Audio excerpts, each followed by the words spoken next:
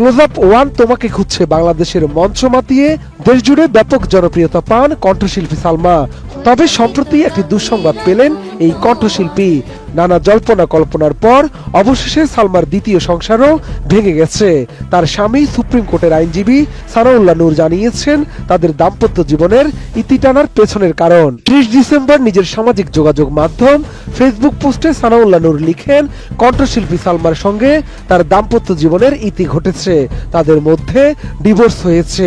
একান্তই পারস্পরিক মতের অমিল, চিন্তা এবং মানসিকতার দূরত্বই দুজনের আলাদা হয়ে যাওয়ার কারণ। 2018 সালের শেষ দিনে পারিবারিক আয়োজনে বিয়ে করেন সালমা। প্রথম সংসারের বিচ্ছেদের 3.5 বছর পর আইনজীবী সানাউল্লাহ নূরকে বিয়ে করেন এই গায়িকা। এর পরের বছরের জানুয়ারিতে সাংবাদিকদের ডেকে স্বামীর সঙ্গে পরিচয় করিয়ে দেন তিনি। এর আগে 2011 সালে রাজনীতিবিদ শিবলি সাদিকের সঙ্গে বিয়ে হয়েছিল সালমার। সেই সংসারের বিচ্ছেদ হয় 2016 সালের 20 নভেম্বর।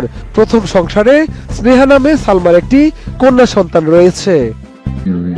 এই যে হ্যালোজেনগুলোতে তো অনেক বিদ্যুৎ নষ্ট হচ্ছে, আপনি এটা অফ রাখেন। হ্যালোজেনগুলো অফ করে দেন। আপনার যেহেতু পাওয়ারের সমস্যা, আরো পাওয়ার একটু অফ রাখেন, অফ করে দেন।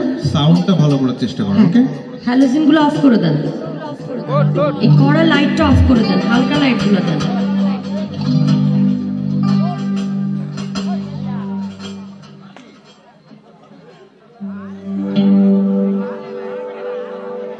আসি।